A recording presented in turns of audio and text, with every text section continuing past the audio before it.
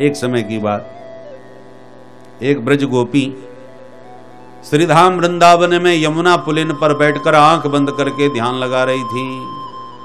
देवर्षि नारद वहां से निकले तो गोपी को ध्यान मग्न देखा तो आश्चर्य हुआ कि योगिंद्र मुनिंद्रों को तो ध्यान लगाते खूब देखा, ये ब्रजबाला जिन गोपियों के आगे पीछे गोपाल दौड़ते भागते रहते हैं, छेड़ते रहते हैं और इन गोपियों की छाछ पर नाचते रहते हैं, उन श्री कृष्ण को छोड़ करके ये गोपी किस ब्रह्म का ध्यान लगाने बैठी है जमुना किनारे। तो नारद जी को कौतुक हुआ, उस गोपी के सामने जाके खड़े हो गए। जैसे ही ब्रज गोपी ने थोड़ी देर में आंख खोली तो नारद जी को देखते ही तुरंत दंडवत किया, महाराज जी दंडोत। नारद जी ने पूछा, देवी मैं पूछ सकता हूं जी आंख बंद करके आप किसका ध्यान कर रही थी? गोपी हाथ जोड़ के बोली, महाराज मैं का जानू ये ध्यान व्यान का होए, मैं तो आफत की मारी, घर की परेशान, अपनी समस्या को समाधान ढूंढने के ताई बैठी हूं। नारद जी बोले, क्या समस्या है हमें बताओ, हम बड़ी बड़ी समस्याओं को चुटकियों में दूर कर देते हैं, तुम्हारी समस्या क्या है? गोपी बोली, महाराज मेरी समस्या बहुत तगड़ी है, आप शांति से बैठ के सुनो तो मैं सुनाऊं। बोले हाँ बैठे हैं सुनाओ। तब गोपी बोली, महाराज मेरी सबसे बड़ी समस्या है नंदो को छोरा,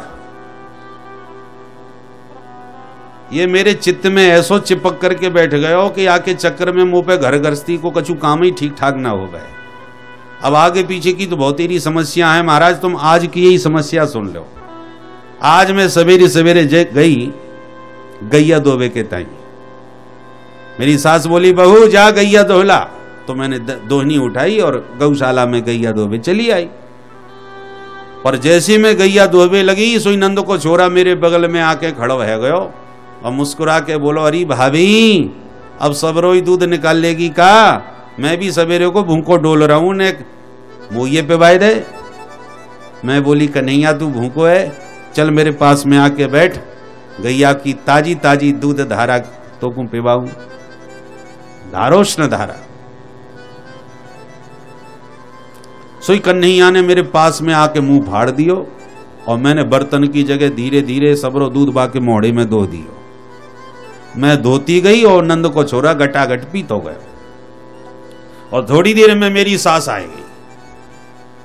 होश मोह तब आयो जब सास चिल्ला के पड़ी, ए बहू तेने सबरे दूध को सत्यानाश कर दियो। तब वो ध्यान आयो और मैंने ध्यान से देखो दूध सबरो धरती में गिरो भयो है। मैं बड़े चक्कर में पड़ गई, मैं तो नंद के छोरा को पिबारी, ये दूध धरती में कैसे गिर गया? जब ध्यान से मैंने देखो तो वहां कोई नंद को छोरा ना है, सबरो दूध धरती में पड़ो भयो है। तब धीरे से मेरी समझ में बात आए गई कि वास्तव में कन्हैया ना है, ये मेरी कल्पना का कृष्ण था। मेरे चित्त में चित्तचोर ऐसो चिपको बैठो है कि निरंतर चित्त वाके चिंतन में डूबो रहे और कल्पना के द्वारा बार बार कल्पना के भाव से कन्हैया मेरी आंखों के सामने आके खड़े हो जाते हैं। जब वो होश आयो तब मेरी बात समझ में आई कि नंद को छोरा ना है, मैंने कल्पना से कन्हैया को बैठा लियो। मेरी सास ने सवेरे सवेरे 1000 गारी सुनाई और फिर चिल्ला के बोली, अब आंखें फाड़ फाड़ के मेरे मोहड़ों का देख रही है, जल्दी जा धान कूट ले, मुंह को भात बनानो है। महाराज मैं भाग के तुरंत मूसल उठा के धान कूटने लग गई। सुई नंद को छोरा फिर सामने आके खड़ा है गयो, मेरे ताई मुस्कुरा तो भयो, बोलो अरे भाभी सास ने ज्यादा कछु सुनाई दई का, कैसे मुंह लटकाए बैठी है? मैं बोली नायक नहीं है, ऐसी कोई बात ना है, तू बता तू कैसे आयो? बस मैं बातें बातें कर भी लगी, होश तब आयो जब सास की आवाज कान में पड़ी, ए बहू कौन से बड़बड़ाई रही है? तब मुंह को ध्यान आयो कि हाँ कोई नंद को छोरा है ना, मैं अपने आप से ही बात कर रही। महाराज मुंह को बड़ी शर्म लगी। मेरी सास ने फिर 10,000 गाली सुनाई और जल्ला के बोली, अब मेरो मोहम्मद देख, जल्दी से मटका उठा, पानी भर के ला, पानी पीवे के ताई एक बूंद ना है घर में। महाराज मैंने मटकिया उठाई और दौड़ के जमुना तट पर जल भरे हुए आई। पर जैसी मैंने जमुना जल भर लियो मटका में, तो मटका ने एक भारी उठावे में एक परेशानी आ गई। मैं सोच रही कैसे उठाऊं, सोई नंद को छोरा सामने आ गया। अरे भाभी मैं ऊंचाई दूं का? मैं बोली अरे लाला बड़े मौके पर आयो, ने एक सारो लगाए दे। और नंद के लाला ने हाथ लगायो, मैंने भी मटका उठायो, जैसे उठायो कि धड़ाम गिर के फूट गयो। महाराज मेरो मटका फूट गयो, अब बिना मटका के घर जाऊंगी तो सास 1000 गारी फिर देगी, और यही सिलसिला चलता रहो तो काउदना सास मोकू घर से ही निकलवाई देगी। ये तो पागल है गई है, बाबरी है गई है। तो मैंने आज ठान ली कि जब तक मेरे चित्त में ये चित्तचोर चिपको बैठो है, तब तक मुंह पे घर को काम ठीक ठाक कबहू है ही ना सके। आज मैंने आंख बंद करके ध्यान लगा के प्रयास कियो, या नंद के लाला को अपने हृदय से निकाल के छोड़ूंगी, क्योंकि जब तक ये टेढ़ी टांग वालों ना निकलेगो तब तक घर को काम का चूना है सके। तो मैं आंख बंद करके वही अभ्यास कर रही हूं कि महाराज ये निकल जाए तो मेरो घर में मन लग जाए। मैंने बहुत तेरी कोशिश कर ली बाबा, मुंह पे तो निकसे ना है। अब आप कछु तंत्र मंत्र जानते हो तो बता दो, नहीं तो मेरी घर बसी बसाई घर गस्ती सब चौपट हो बेवारी है। सुन करके नारद जी के होश उड़ गए, मन ही मन विचार करने लगे। प्रत्याहृत्य मुनिक्षणम विषयतो यस्मिन मनोधित सती। सारे संसार का मन विषयों में इतना रमा हुआ है कि जो भजन करने बैठे, ध्यान लगाने बैठे, कि दुनियादारी की बातें याद आने लग जाती। भजन में मन नहीं लगता, ध्यान में मन नहीं लगता, क्योंकि दुनिया में मन लगा हुआ है, संसार में मन रमा हुआ है।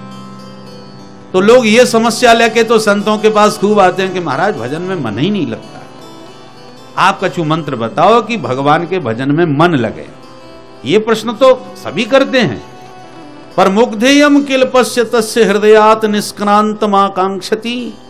नारद जी कहते हैं धन्य है ये ब्रज बनिता जो मेरे से ऐसा मंत्र मांग रही है कि ऐसा उपाय बताओ महाराज कि मेरो मन घर गृहस्थी में लग जाए, क्योंकि ये नंद को छोरा बार बार चिंतन के बल पर मेरे चित्त में आकर के खड़ो है जाए। तो दुनिया वाले तो भगवान में मन लगाने के लिए मंत्र मांगते हैं, और गोपी जिनका मन गोपाल में इतना रचपच गया है कि घर गृहस्थी में मन लगाने के लिए उपाय पूछ रही है। कहने का मतलब क्या है कि टेढ़ी टांग वाला जल्दी किसी के चित्त पर चढ़ता नहीं, और जिस दिन ये चित्त पर चढ़ गया उस दिन ये चित्त चोर फिर चित्त से निकलने वाला नहीं। सद्यो हृदय वरुद्धते त्रिकृत भी शुश्रूषभि स्तक्षणा। तो यह ग्रंथ श्रीमद् भागवत ऐसा अद्भुत है जिसके श्रवण करने की इच्छा करने मात्र से ईश्वर हृदय में आकर के अवरुद्ध हो जाते हैं। बोल भक्त वत्सल भगवान की जय। भागवत है क्या चीज?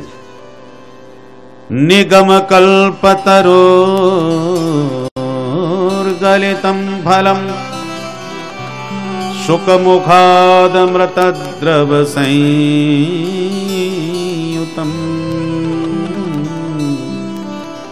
एवत भागवतम रसमालयम मुहुरहो रसिका भूमि भावुका। निगम नाम है वेदों का। नितराम गमयति बोधयति स निगमो वेदः। जिस तत्व को न प्रत्यक्ष देखा जा सकता है, जिसके बारे में न कोई अनुमान लगाया जा सकता है, उस तत्व को वेदों के द्वारा ही जाना जा सकता है। इसलिए वेदों का नाम है निगम। निगम कल्प तरोह गलितम फलम। वेद रूपी कल्प वृक्ष का पका फल है श्रीमद् भागवत महापुराण। कल्पतरो कल्पितम संकल्पितम राति ददाति इति कल्पतरो। आपने जो संकल्प किया उसको जो तत्काल पूरा कर दे उसी का नाम है कल्पतरु, माने पारिजात, कल्प वृक्ष। तो वेदों के मंत्रों से सकल मनोरथों की सिद्धि होती है, इसलिए वेदों को कल्पतरु कहा। और वेद रूपी वृक्ष का भागवत रूपी फल है। किसी ने पूछा, जब भागवत रूपी फल वो भी पका हुआ वेद की उच्च शाखा से टपका तो फूट भी गया होगा। रसीला फल बहुत ऊंचाई से गिरे तो फूट नहीं जाएगा। पर श्रीधर स्वामी पाद कहते हैं ये फूटा हुआ फल नहीं है, एकदम साबुत है। क्यों फूटा, क्यों नहीं? बोले डायरेक्ट नहीं गिरा, इनडायरेक्ट गिरा है। सबसे पहले ये श्रीमद् भागवत रूपी फल नारायण रूपी डाली से टपका तो ब्रह्मा की डाली पर अटका, फिर ब्रह्मा की डाली से टपका तो नारद की शाखा पर लटका, फिर नारद की शाखा से टपका तो व्यास की शाखा पर अटका, फिर व्यास की शाखा से टपका तो सुख शाखा पर लटका, फिर सुख शाखा से टपका तो सुखदेव श्री परीक्षित के माध्यम से समस्त रसिकों को प्राप्त हो गया। तो शिष्य प्रशिष्य शाखा पल्लव परंपराया सनई सनई अखंडमेवावतीर्णम न तो चिन्ह पाते न स्फुटितम।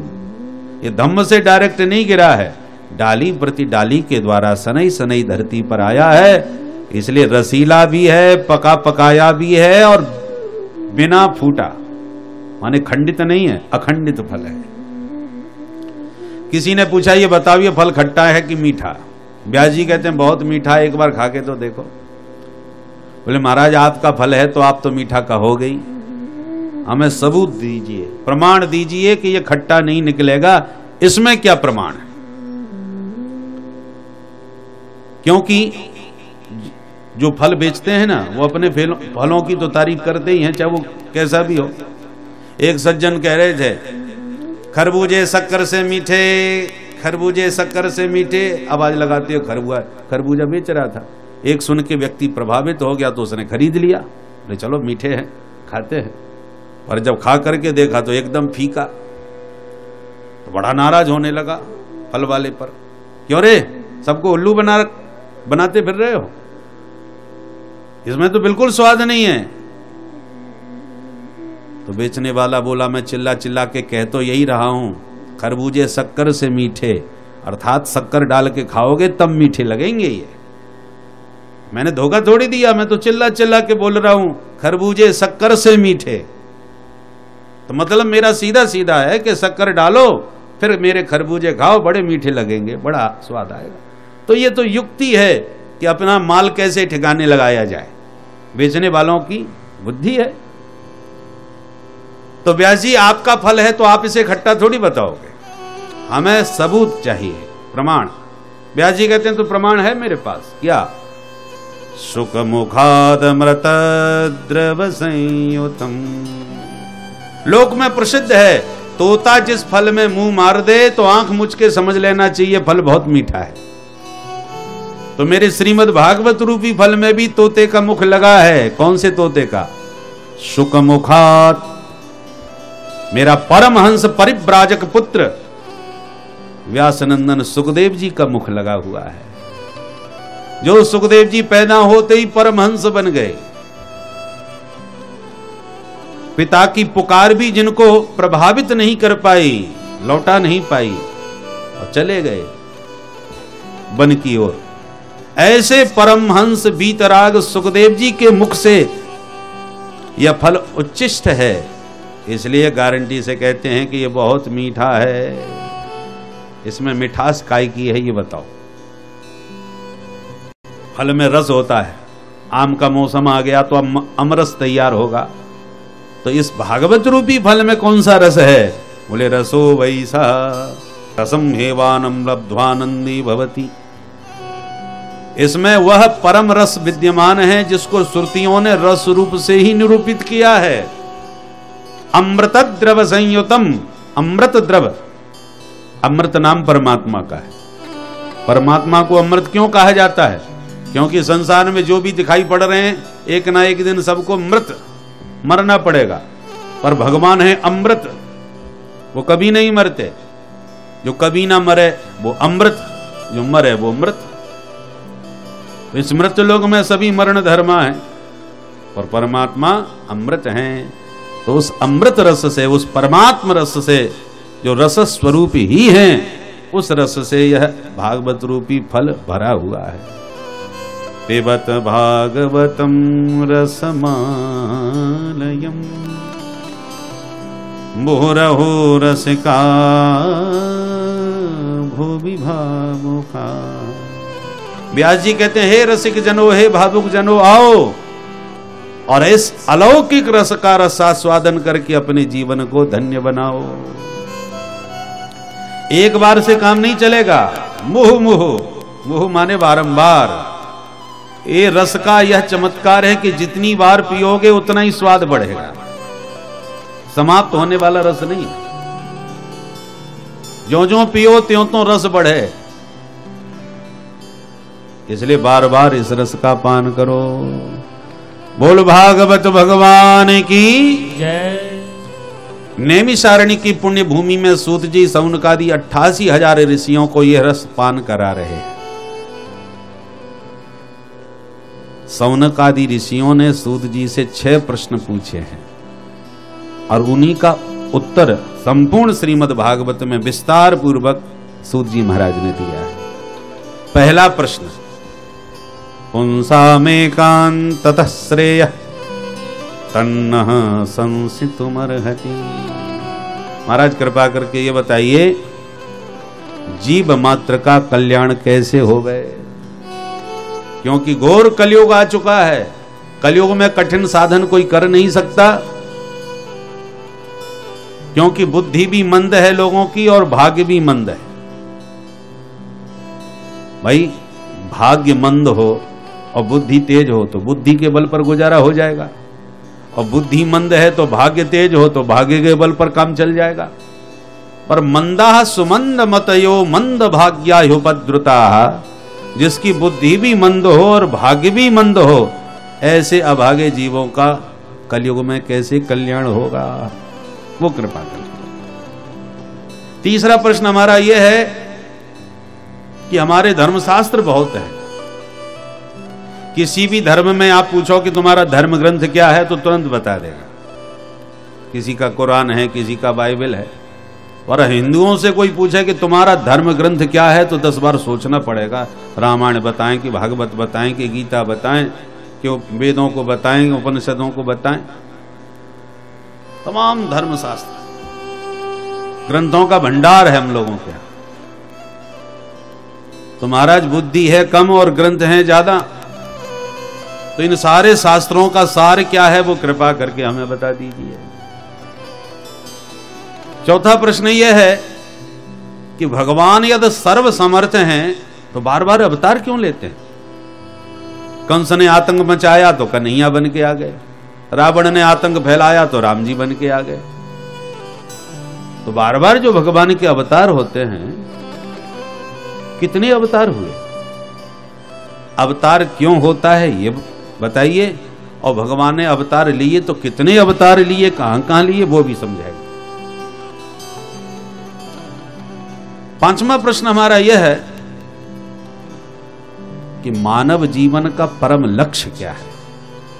हम मनुष्य क्यों बनाए? मानव जीवन का उद्देश्य क्या है? खाना पीना सोना ये तो दैनिक क्रिया है, जो पशु पक्षी जीव जंतु सभी जानते हैं। जानवर भी अपने बच्चों को पालना जानते हैं, वो भी अपने लिए घर व्यवस्था सब बना ही लेते हैं अपने अपने सामर्थ्यानुसार। तो वही काम हमने भी सीख लिया तो कौन बड़ी बात है। मनुष्य जीवन का परम उद्देश्य क्या है, जो मनुष्य को सभी 84 लाख योनि में सर्वोत्तम माना गया है, सर्वश्रेष्ठ समझा गया है, वो कारण बताइए। और धर्म कम शरणं गतः, ये धर्म किसकी शरण में जाता है ये समझाइए। ये 6 प्रश्न है।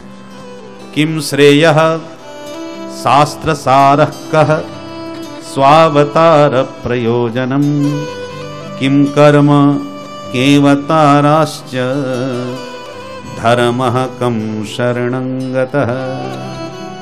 ये 6 प्रश्न पूछे, जिसे सुनकर के सूत जी बड़े प्रसन्न हुए और कहा, महात्माओं तुमने लोक मंगलार्थ जीवों के कल्याण की भावना से बहुत सुंदर प्रश्न पूछे हैं।